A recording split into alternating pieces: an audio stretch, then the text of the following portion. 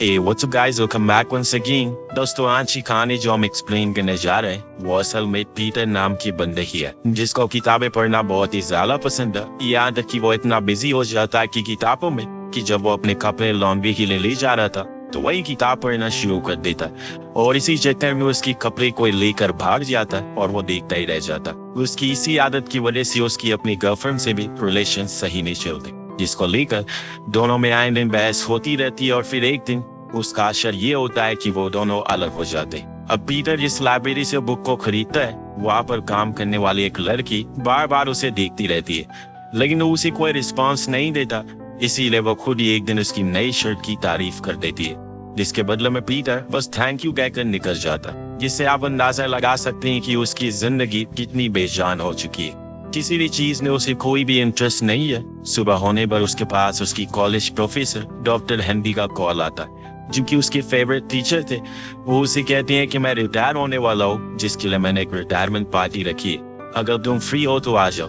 अब ये सुनकर पीटर बहुत खुश होता है कि उसे उनके साथ टाइम बिताना बहुत ही अच्छा लगता। इसीलिए वो अगले ही दिन कार लेकर निकल जाता है और एक लंबी ड्राइव के बाद वो सबसे पहले अपने कॉलेज कैंपस में जाता।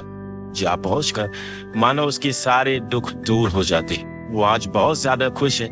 वहाँ के गार्डन में वो कुछ देर बैठकर समय बिताता है, जिसके बाद डॉक्टर हेनरी के घर जाता है, जो उसे देखकर और ज्यादा खुश थे। वहाँ उनके दोस्त भी आए हुए थे जिनका नाम निक होता है। वो अभी प्रोफेसर है। सभी लोग बैठते हैं और आपस में ढेर सारी बातें करते हैं। देन हेनरी उन सभी को रेस्टोरेंट लेकर जाता है, जिसमें जेसी भी ज्वाइन करती है, जो कि निक की बेटी थी और उसी कॉलेज की ड्रामा स्टूडेंट थी। अब रेस्टोरेंट में जाने के बाद हम पीटर का एक अलग ही रूप देखते, जो बंदा कभी कुछ बोलता नहीं था, सिर्फ अपनी किताबों में ही बिजी रहता था, आज वो एकदम खुलकर बातें कर रहा था। ऐसा लग रहा है कि मानो आज वो फिर से एक बार कॉलेज स्टूडेंट बन गया है। वो अपने और डॉक्टर हेनरी की कुछ किस्से सुनाना शुरू करता है और बताता है कि कॉलेज टाइम में वो उनकी क्लासेस का ही इंतजार करता रहता था, क्योंकि सबसे ज्यादा मजा उसे उनके लेक्चर सुनने में आता था। इसी बीच डॉक्टर हेनरी भी उसे कुछ बातें बताते हैं, जैसे कि जब उसकी ग्रेजुएशन होने वाली थी तो उनसे वो गले लगाकर खूब रोया था, क्योंकि उसका मन नहीं था इस कॉलेज को छोड़कर जाने का।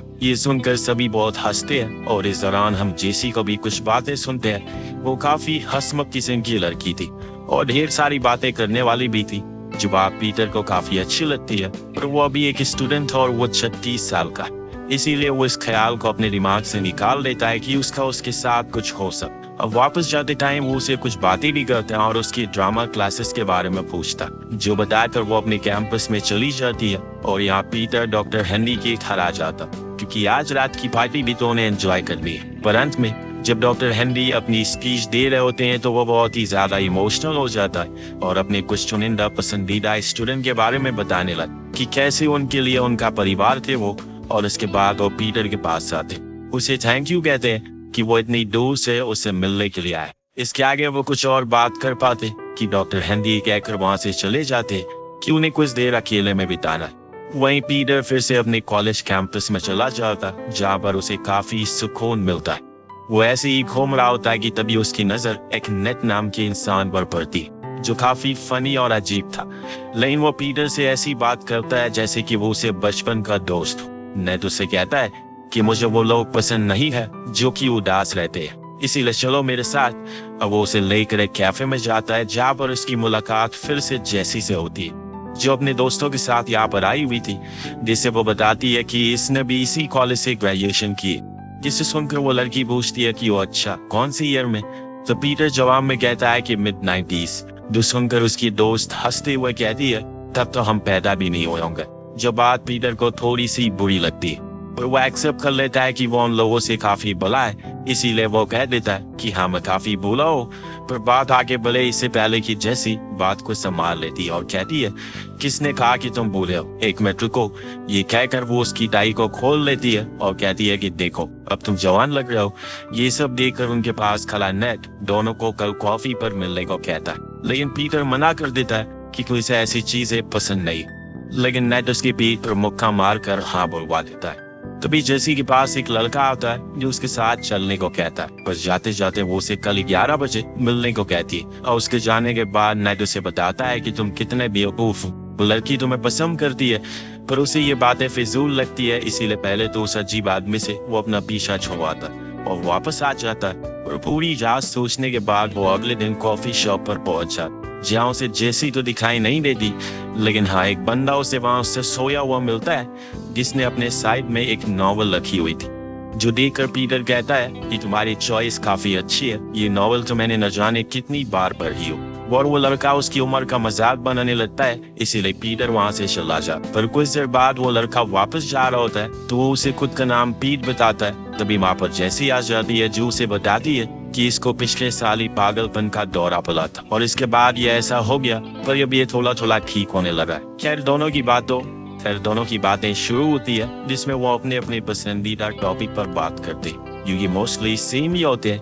पीटर को देखकर अच्छा लगता है कि जैसी को भी वही चीजें पसंद है जो वो अपने कॉलेज के टाइम में पसंद किया करता था, यानी कि म्यूजिक, आर्ट, बुक, लिटरेचर और भी बहुत कुछ। इसके बाद दोनों ऑडिटोरियम में जाते हैं, जहाँ पर जैसी के ड्रामा क्लासेस होते हैं। इसी बीच वो उसे पूछ लेता है क्या वो लड़का जो उस कैफे में मिला था वो उसका बॉयफ्रेंड है, तो वो मना कर देती है कि ऐसा कुछ भी नहीं है, बस हम दोस्त हैं। जो सुनकर पता नहीं क्यों लेकिन पीटर को थोड़ा अच्छा लगता है। दिन दोनों हक करते हैं और फिर वापस आ जाते हैं। ये मुलाकात ज्यादा लंबी तो नहीं चली, लेकिन इतने में दोनों एक दूसरे को ये जरूर पता चल गया कि उनकी किस्मत कहीं न कहीं उन्हें एक बार फिर जरूर मिलेगी। पर फिलहाल के यह पीटर कुछ जाना होगा कि तभी डॉक्टर हेनरी उसके पास आकर बताते हैं कि जैसे उसे मिलना चाहती, इसीलिए ज्यादा टाइम वो उसे मिलते हुए जाता है। पीटर एक लाइब्रेरी में जाता है, जहाँ पर जैसी उसका इंतजार कर रही थी। वो उसे एक प्रेजेंट देती है, जो कि उसे म्यूजिक ड्रामा की सीडी थी, जिस पर उसका नंबर भी लिखा हुआ था। जो देते ही वो बोलती है कि वहाँ जाकर मुझे भूल मत जाना, और हाँ कोशिश करना कि लेटर लिखना, क्योंकि मुझे खत पढ़ना बहुत पसंद है। मैं होप करती हूँ कि हमारी बातें ऐसी ही होती रहे। जिसके बाद वो चली जाती है और यहाँ पीटर भी कार लेकर कैंपस से बाहर आने लगता है कि तभी उसे वही कैफे वाला लड़का मिलता है, जिसे वो लिफ्ट देता है और फिर कार में दोनों के बीच बातें होती है, जिसमें पीटर पूछता है कि क्या तुम्हारे बारे में कुछ जान सकता हूँ। वो लड़का बताता है कि मेरी माँ एक नर्स है, वो चाहती है कि मैं भी उनकी तरह एक डॉक्टर बनूं, लेकिन मुझे ये पढ़ाई हैंडल नहीं होती। मुझे किताबें पढ़ना पसंद है और मैंने एक नॉवल भी लिखी है, पर उन्हें ये बात कहाँ समझ आएगी। ये कहकर वो चला जाता है। अब पीटर को उसके लिए बुरा लगता है, लेकिन वो कर भी क्या सब, इसीलिए उसी उदास मन के साथ वो वापस न्यूयॉर्क लौट आता है। लेकिन अब ये जगह उसे कंट्री जनरल नहीं लगती, उसके अंदर एक बदलाव आ गया, जिसको हम साफ साफ देख सकते हैं। आज उसके हाथों में किताबों की बजाय कानों में हेडफोन है, जिससे वो जैसे कि दिए हुए गानों को सुनता है और बस मुस्कुराते हुए अपने आसपास की हर वो चीज को महसूस करता है जो उसे किसी समय पर बेकार लग। आज उसे एहसास हो जाता है कि हर चीज अच्छी है, बस हमारा देखने का नजरिया गलत है। दोनों ही लेटर के जरिए एक दूसरे से बातें करते रहते हैं, जिसमें ज्यादातर तो म्यूजिक, बुक, लिटरेचर की बातें होती है, पर कभी कभी वो उसे अपनी फीलिंग की बता रही, कैसे वो हर चीज को महसूस करने लगा है, कैसे अब वो खुश रहने लगा है, जैसे भी उसकी बातों में इंटरेस्ट देने लगी थी। इसीलिए उसका हाल लेटर काफी इत्मीनान से पढ़ती है और फिर सही से उसका रिप्लाई देती है। ऐसी एक दिन वो लिखती है, डियर पीटर, आज मैं तुम्हें बहुत मिस कर रही हूँ। हमने जब से बातें करना शुरू की है या फिर जब से मैं तुमसे मिली हूँ, एक अलग एहसास पैदा हो गया है मेरे अंदर, जिसकी वजह से तुम ही हो, कहीं ना कहीं मैं तुमसे प्यार करने लगी। अगर तुम फ्री हो तो हम मिलते हैं। पीटर लेटर पढ़कर हैरान हो जाता है, उसे यकीन नहीं होता कि ये सच है। अब ऐसा नहीं है कि वो उससे प्यार नहीं करता, पर जब वो इस चीज की कैलकुलेशन लगाता है तो उसे पता चलता है कि उनके 20-16 साल का डिफरेंस है। जब वो 50 का हो जाएगा तो वो 37 की होगी, जो देखकर वो अपना सर पकड़ लेता है, लेकिन खुद को समझाने के लिए वो एक कैलकुलेशन और करता है, जिससे पता चलता है कि जब वो 87 साल का होगा तो जैसी भी 71 साल की हो जाएगी, जो देखकर उसे थोड़ा सा अच्छा लगता है। पर क्या हो अगर वो इतनी एज तक जिंदा ही ना रहे, किसी ने कल थोड़ी देखा है। यही सब वो पूरी रात सोचता रहता है, लेकिन फिर सुबह हम उसके कॉलेज कैंपस में उसे देखते, यानी कि वो कहीं ना कहीं अब जैसी से प्यार में पड़ गया है, जो उसे देखकर उसे गले से लगा लेती है। अब जैसी उसे देखकर उसे गले से लगा लेती है और फिर दोनों उसके रूम में जाती, जहाँ पर पीटर थोड़ा हेजिटेट करता है, इसीलिए उसे फाइनली कह ही देती है कि हमारी एज डिफरेंस बहुत ज्यादा है, ये सही नहीं है। लेकिन जैसी कहती है कि इससे क्या ही फर्क पड़ता है, हम प्यार करते हैं, बस यही काफी है। ये बोलकर वो उसके फोरहेड पर किस करती है कि तभी वहाँ उसकी रूममेट आ जाती है, जिसने पीटर को बोला कहा था अब कैफे में। लेकिन आज इसको यहाँ देखकर वो खुद हैरान थी। थोड़ी देर बात करने पर वो कहता है कि उसे भूख लगी है, इसीलिए जैसी उसे कॉलेज कैंटीन में लेकर जाती है, जहाँ पर पीटर को फिर से वही लड़का मिलता है, जो आज फिर से वही मोटी सी बुक लेकर बैठा हुआ था। पीटर उसके पास जाकर बैठता है और उसका हाल चाल पूछता है, जिससे उसे पता चल जाता है कि वो अभी भी डिप्रेस है। वो उसकी बुक पर अपना नंबर लिख देता है और कहता है कि अगर कभी भी उसको बात करने का मन हो तो वो उसे कॉल कर सकता है। इसके बाद वो जेसी के साथ रेस्टोरेंट में जाता है, लेकिन तभी उसे वहां पर डॉक्टर हेनरी दिख जाते हैं, जो कि इन दोनों से नजरें चुरा कर वहां से बाहर आ जाते। पर पीटर ने उन्हें देख लिया था और इसीलिए वो उनके पीछे जाता और फिर दोनों ही घर पर बातें करते, जिसमें डॉक्टर पूछते हैं कि तुम यहाँ क्या कर रहे हो, लेकिन पीटर इसका जवाब नहीं दे पा रहा था। पर वो समझ गए थे, इसीलिए वो उसे बड़े ही प्यार से समझाती है कि कोई भी इंसान नहीं चाहता कि वो बूढ़ा हो, हर किसी को जवान दिखना है। ये सिर्फ मर्दों के लिए नहीं बल्कि औरतों के लिए भी है। पर हकीकत ये है कि समय का पहिया घूमता है और इसके साथ हम बूढ़े होते जाते हैं।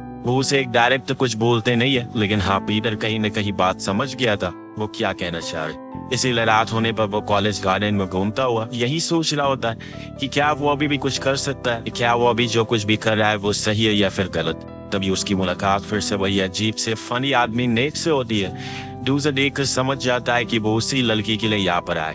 वो फिर से अपनी सलमान भाई वाली फिलोसफी झाड़ना शुरू करता है और कहता है कि तुमने जो कुछ भी लग रहा है वो बस करते जाओ, रोको मत। वो लड़की तुम्हारा इंतजार कर रही है, जाओ उसके पास जाओ और बस आज का सोचो और इस जिंदगी को जियो। यहाँ पीटर को उसकी बातों से थोड़ा अच्छा लगता है, क्योंकि शायद वो यही सुनना चाहता था किसी और से। इसीलिए वो जेसी के रूम में जाता है, जहाँ उसकी रूममेट नहीं थी, जिससे वो समझ जाता है कि जेसी ने पहले से प्लान किया हुआ था। वो उसे ये भी बताती है कि इससे पहले वो आज तक किसी भी लड़की के साथ इंटीमेट नहीं हुई है। ये सुनकर पीटर वहां से उठकर वॉशरूम आ जाता है और परेशान होने लगता है, क्योंकि उसे पता चल चुका था कि जेसी कोई ऐसी वैसी लड़की नहीं है। जेसी उसे लेके काफी सीरियस है, उसने काफी दूर तक का सोचा हुआ। इसीलिए वो वापस आकर उसे आराम से समझाता है कि देखो, जैसे हमारे बीच में 16 साल का डिफरेंस है और जो हम कर रहे हैं वो सही नहीं है। तो जैसे कहती है, मुझे इससे कोई फर्क नहीं पड़ता और तुम बार बार ऐसा क्यों कह रहे हो, जैसे कि तुम कोई अपराध कर रहे हो। तो वो जवाब में बोलता है कि अगर करने से पहले ही पता चल जाए कि ये अपराध है तो वो और बुरा होता है। ये सुनकर जैसी पूछती है कि अगर तुम्हें मैं पसंद नहीं हूँ तो तुम यहाँ पर आए ही क्यों। पीटर बताता है कि ऐसा नहीं है कि मैं तुम्हें पसंद करता हूँ, कि मैं तुम्हें पसंद नहीं करता हूँ, इसीलिए तो मैं तुमसे मिलने के लिए आऊँ। ये मुझे तुम्हारी फिक्र है। पर अब जैसे रोने लगती है, उसका दिल टूट गया था और पहली मोहब्बत पहले बार दिल टूटना बहुत ही पेनफुल होता है। उसे पीटर पर बहुत गुस्सा आता है, इसीलिए वो उसे अभी इसी समय रूम से बाहर जाने को कह देती। पीटर तो मानो इसी चीज का इंतजार कर रहा होता है। वो वहां से अपने घर न्यूयॉर्क आ जाता है और फिर कुछ महीनों के बाद वो जेसी को एक लेटर लिखता है, जिसमें वो उसके दिल दुखाने के लिए बहुत माफी मांगता है, क्योंकि वो उसके साथ ऐसा कभी भी नहीं करना चाहता था। और वो ये भी बताता है कि जब से वो यहाँ से आया है तब से ही वो अपने उम्र वालों के साथ घूमना मिलना शुरू कर दिया। इसी बीच हम देखते हैं कि वो उसी लड़की के पास जाता है जो ये लाइब्रेरी में काम करती थी। उसका नाम हैना होता है। आज पहली बार पीटर उससे बात करता है, जिससे ही हैना बहुत ही ज्यादा खुश होती है और बताती है कि उसका बुक में बहुत ज्यादा इंटरेस्ट था पहले, लेकिन फिर उसे एक दिन समझ आ गया कि मैंने इतनी सारी नॉवल पढ़ी है लाइफ के ऊपर, लेकिन खुद की लाइफ को तो मैं भूल ही गई। तब से मैंने बुक में ज्यादा इंटरेस्ट रखना छोड़ दिया। अब बातों ही बातों में वो उसे उसकी उम्र पूछ लेता है, ताकि इस बार कोई कंफ्यूजन ना रहे। तब उसे पता चलता है कि वो उसकी ही उम्र की है, अभी उसने शादी नहीं की है। और इसके बाद दोनों को हम साथ में बाहर घूमते हुए देखते हैं। पीटर इस मोमेंट को काफी एंजॉय करता है। अब उसे कोई गिल्ट नहीं है कि दोनों छोटे बड़े हैं और इसीलिए वो हर पल को खुल कर जीता है। अब एक दिन जब वो घर लौटता है तो उसके पास उसे डिप्रेस लड़की का कॉल आता है, जिसकी बुक पर उसने अपना नंबर लिखा था। वो रोते हुए बताता है कि मैंने नींद की काफी सारी गोलियां खा लिया, जो सुनकर पीटर फौरन उसे रुकने को कहता है और एम्बुलेंस को कॉल करता है और फौरन वो खुद भी वहां पहुंचता है उसे मिलने के लिए। जब उस लड़की को होश आता है तो वो खुद के सामने पीटर को बैठा हुआ देखता है कि आखिर वो उसके लिए इतनी दूर से यहाँ क्यों आया, जबकि वो बस उसे 1-2 बार ही मिला होगा। तो पीटर बोलता है कि जो लोग अच्छी किताबें पढ़ते हैं उनके लिए मेरे दिल में काफी इज्जत होती है। इसके बाद वो जेसी से मिलने जाता है, जो उसका बहुत ही अच्छे से वेलकम करती है, सारी पुरानी बातों को भूलकर, और बताती है कि उसने जो फैसला उस दिन लिया वो एकदम सही था। कभी कभी हमें कुछ फैसले बाद में सही लगते हैं, जैसे हम जब टीनेजर होते हैं तो हमें अपने पेरेंट्स की कई बात गलत लगती है, बुरा लगता है, हमें गुस्सा भी आता है, लेकिन बड़े होने पर हमें समझ आता है कि वो सही कहते थे। इसी तरह मुझे भी समझ आ गया कि मैं लाइफ को जीने का एक शॉर्टकट ले रही थी, लेकिन ऐसा मुमकिन नहीं है, क्योंकि हर चीज का एक प्रोसेस होता है और उस प्रोसेस से हर किसी को गुजरना पड़ता है। जब बोलकर वो रोने लगती है तो पीटर कहता है कि जो हम लेटर लिखते थे वो मेरे लाइफ के गोल्डन मोमेंट्स थे, इसीलिए मैं उसे कभी भी दूर नहीं करना चाहता हूँ। अगर तुम चाहो तो हम दोस्त की तरह एक दूसरे को लेटर लिख सकते, जैसे मान जात पर एक बार फिर से वो लेटर लिखने का सिलसिला शुरू हो जाता है, जिसमें वो उसे आना के बारे में सब कुछ बताता है और कहता है कि उन दोनों ने अब शादी करी और अब वो बहुत ही ज्यादा खुश है। अगले सीन में हम एना और पीटर को साथ में देखते हैं। दोनों अपने बुढ़ापे के बारे में बात करते हुए बहुत हंसती है, जिसमें एना कहती है कि आज से 30 साल बाद वो लेक के साइड में छोटा सा घर ले लेंगे और वही आराम से बैठकर खूब बातें करेंगे। जिसके जवाब में पीटर एक लंबी सांस लेता है और कहानी इसी दृश्य के साथ समाप्त हो जाती है। दोस्तों, कभी कभी कुछ फैसले आपको दर्द जरूर देंगे, लेकिन वो आपके लिए आगे जाकर सही होंगी। जरूरी नहीं है कि हर कहानी की हैप्पी एंडिंग हो, ये भी जरूरी नहीं है कि जो कहानी बीच में खत्म हो जाती है उनका कोई फ्यूचर नहीं होता। आपने जिसको खोया है वो बेहतर हो सब, पर क्या पता कोई बेहतरीन इंसान आपका किसी मोड़ पर इंतजार कर रहा हो। इसीलिए आगे बढ़ते रहिए, क्योंकि इसी का नाम जिंदगी है। वेल, आपको ये कहानी कैसी लगी नीचे कमेंट करके जरूर बताएगा। मिलते हैं अगले वीडियो में। Thank you so much watching.